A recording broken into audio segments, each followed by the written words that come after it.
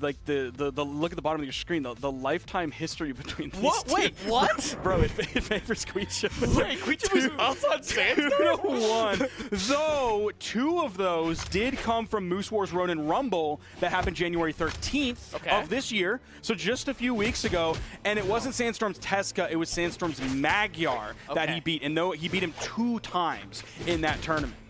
So that's going to be where 2 of those victories came from. Okay, so 2-1 asterisk, yes. maybe. Sandstorm was playing one of the worst champions in the game. But yeah, now Sandstorm on the Teska, looking for those boots, side lights, and key lights. Guichabou might be favoring some of those 45-degree angle initiations. We already saw several dares coming out here. Also just the jump nair, because Sandstorm doesn't really have anything right over his head, especially if you do kind of like a short hop right above your opponent. He's kind of not going to have anything, and you have Qatar nair. It's just going to bounce him across the stage. Dare getting in, but Sandstorm gets behind him and punishes, whipping him around with that signature. It's one of the reasons that signature is so strong, is because it has that whip function, where Guichabou was like, he favors the center of the stage. He's further from the blast zone than Sandstorm. All of a sudden, not so much. Where do we see that property coming into play? On Scythe, that Sandstorm made. Wow, and Sandstorm has favored that option. Even in the last set we saw him in, the dash through and then signature in the other direction, catching a dodge. So one thing we just saw coming out from Guichabou is that cannon neutral signature. It is a very effective anti-air. It is reasonably safe as well. He might struggle to find KOs here because... Okay, are we going to see more? Okay, are we going to see more? Okay, Guichabou's able to land down there. But with that signature, that's so many active frames. Sandstorm knows the spacing on it, so it's going to be such an easy punish for him, given how far away Guichabou threw it out. Oh, that's brutal. Wow, it just Mario's him around into the blast zone. Super funny there. I've never thought about it that way. Yeah, it is the Mario throw. Yeehaw. I've thrown Bowser like that many a time, though usually not as effectively as Sandstorm just did, because the blast zone that I throw Bowser into, not usually aiming very well for those mines. And then he gets back to the center of the stage. Bowser's recovery, so good. You cannot edgeguard Bowser. It's crazy. You try every time, but he just jumps to the middle of the stage, he recovers high, and you have nothing to deal with. We have Guichabou with the Qatar D-Light there, trying to call out another landing with a sig there. And that is one of the pitfalls of Lin Fei. Like we talked about the cannon insig and how quick it was. You look at those 2 Qatar signatures that he's thrown out, the neutral signature and the side signature, you are locked into place for an almost painful amount of time. And it is painful if you're getting hit by it or if you're the user and you're completely whiffing it. Yeah, it's like, oh, I got hit by such a laggy signature. Yeah. No. It feels like the world just slows down. Oh, you're right about we should be trying to use those dead zones, but Sandstorm seems to be reading it pretty well. Try to go for a recovery there, maybe on a short hop read. Another signature read from Sandstorm. Wow. He's starting to hit those a lot now, and that's something that he was struggling with earlier when we saw the almost fateful set with Balloon Boy. When Balloon Boy was almost the Sandstorm Slayer, he wasn't able to find those signatures until towards Game 5. He wasn't able to find the early and efficient KOs. He did 484 damage, June. Remember the math we did earlier? We can do some mental math on this one. 484 is 161.33333333. Repeating. That's quick mental math right there from expert Junebug. That is so much better than 218.3 repeating. He is almost KOing his opponent every time they turn red. He hits one move after they turn red, and that seems to be the KO move. And unbelievable. That is efficiency from Sandstorm. Definitely heating up as this bracket goes on. And sticking to the Teska here, that's a good showing, I think. He feels comfortable with how that match played out, so going right back into it, Teska Lin Fei. Guichabou, of course, no surprise here, going to stick on that Lin Fei. Though we are going to a map that has a lower ceiling. We were just on Small Fortress of Lions that has a very, very, very high ceiling. So that neutral signature is not going to be as effective, the one that we saw come out from Guichabou that actually made contact on the cannon. This time, he might have found a knockout there. He might be able to use that a little bit more here, or he could just focus on Qatars. I wonder if we're going to see more of a confirm-based playstyle versus the the raw signatures that were getting punished a lot by Sandstorm last game.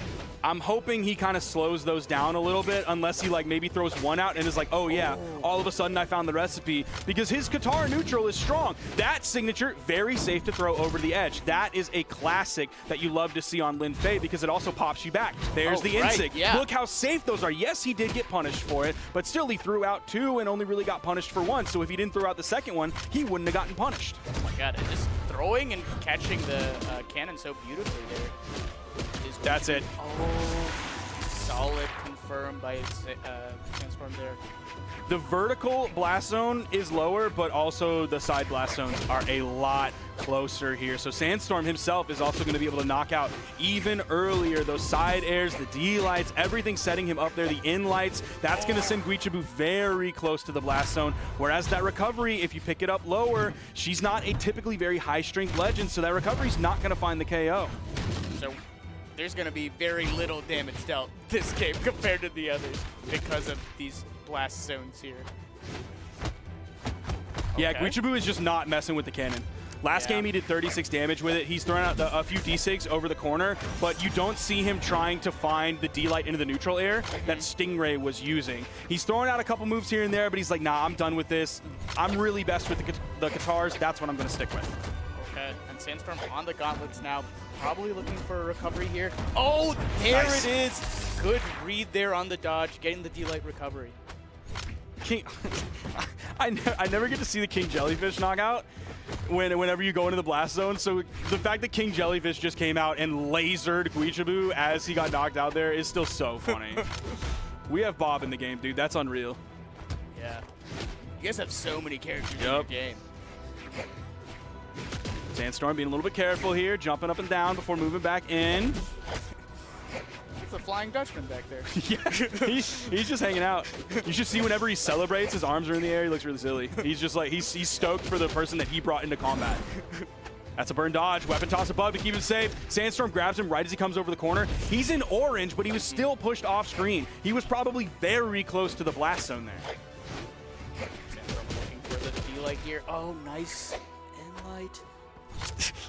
I love the pressure there again with the same read we saw in game 1, the dash through signature the other direction.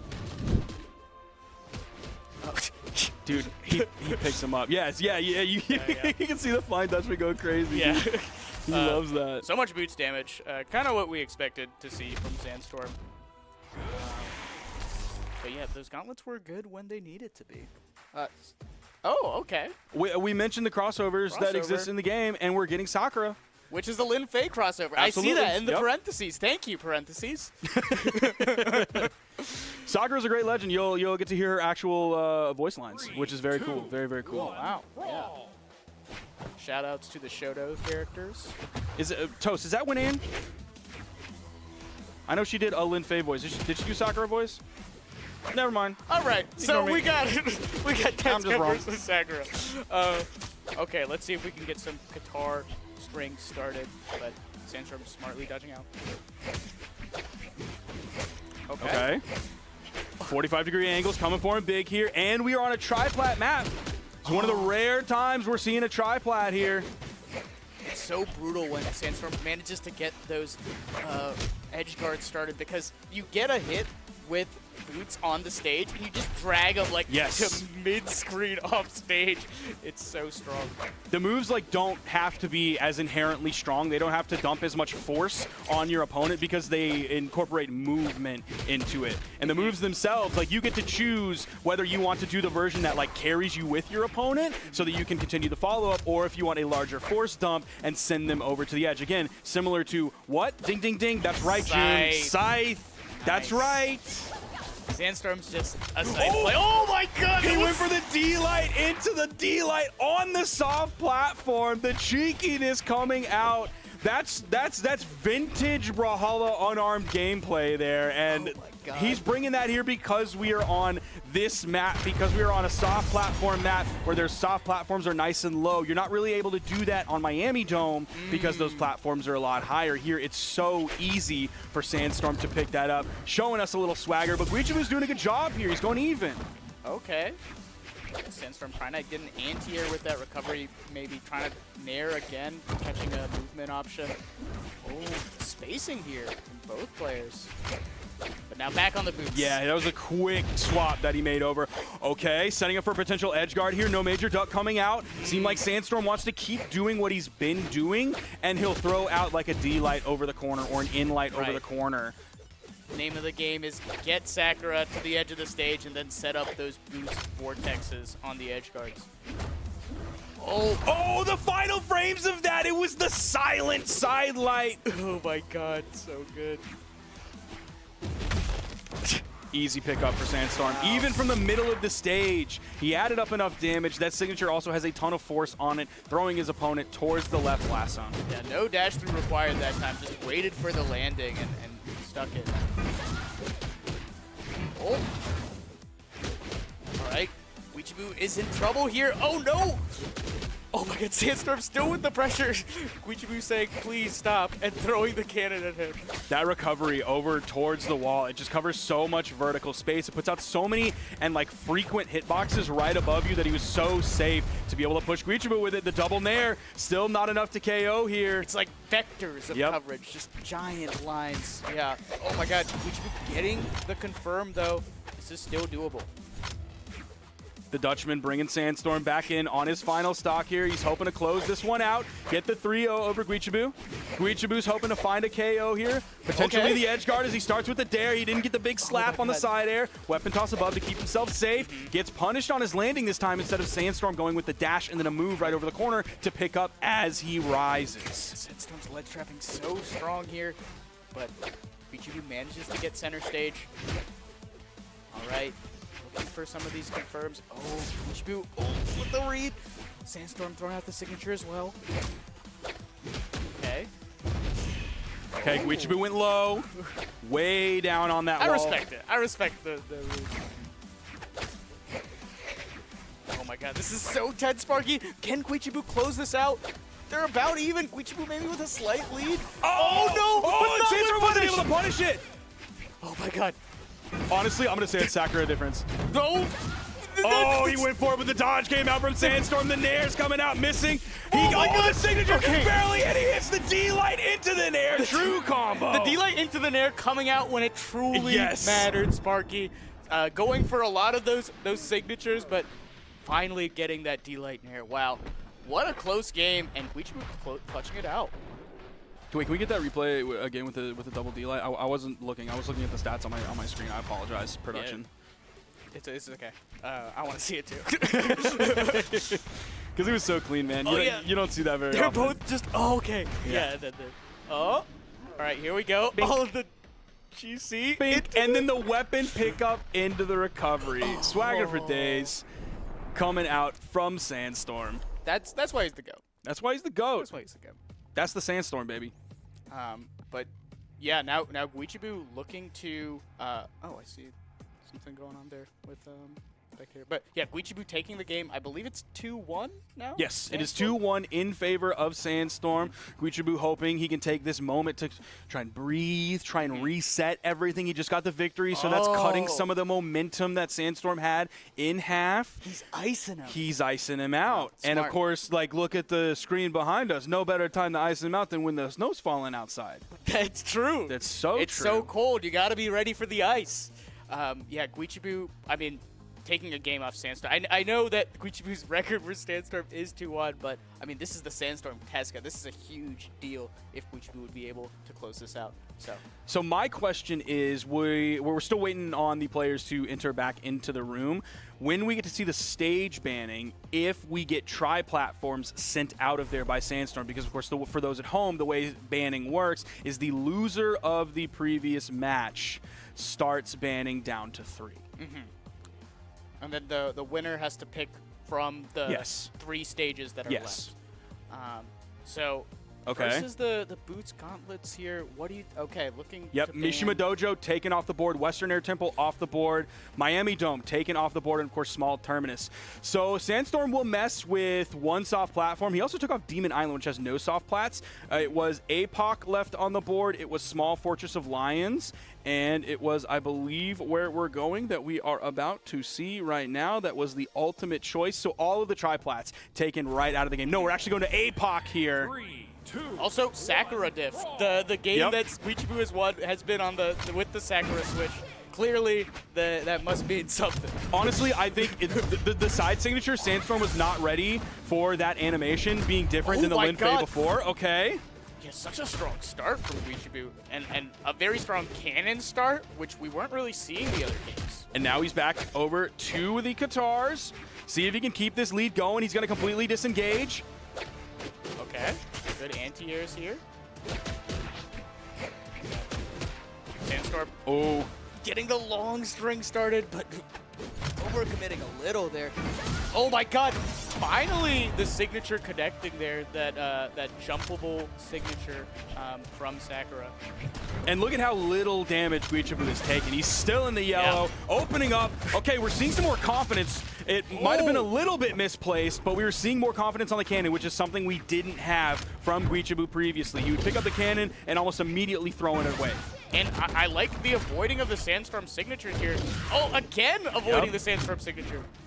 He does have to be careful. He's avoided a lot of them aerially, so if we see neutral sig coming out from Sandstorm, he might catch him in the air. There's the side light. Of course, the recovery is not the true option out of that because Guichabou was able to dodge. That time, he was able to pick it up. And the next weapon, I believe, from Guichabou is going to be the cannon. Okay, but now Sandstorm's back on his signature boots. Signature as in, like, identified with the person. Yes. Not signature as in the really strong move. Correct. Looking at the damage he did last game, he did almost 3 times the damage on boots than he did on gauntlets. So absolutely a signature weapon here. Okay. Oh, tried to read a dodge in with the end light. Okay. Oh! Sending him what a down. reversal. Hey! Oh my God. Beautiful! Still getting. Oh, what? What? It seemed like Sandstorm was covering everything, but somehow Guichabou makes it back. That's what I was talking about. Glunk. That's my favorite sound in the entire game, dude. It's so funny. Sandstorm getting bonked, but now it's even. It's so cartoonish, man. It feels so disrespectful to hit him. But, man, I can't believe that we are here in Game 4, and Guichabou has a lead on Sandstorm. It's a small lead, but it's still a lead, and they're both on final stocks. Oh, nice recovery there by Guichabou, avoiding the Sayer. Okay, Sandstorm trying to cut off these angles coming to center stage, but Guichabou can thread the needle here. Oh my God, Sandstorm! What a diff here. Again, he's being really careful. He didn't want to go and try and confirm that edge guard. Guichabou didn't have the cannon. Oh, he just GC sidelighted to get back on the main stage. Sandstorm probably expected him to go over the wall like he's done so many times before. So smart. Oh my God. But this should be it. Yep, that's going to be it right there. Sandstorm cleans it up. A 3-1 against Guichabou. The Flying Dutchman going crazy for this one. Look at those arms. Like wacky inflatable tube, man. Oh, great.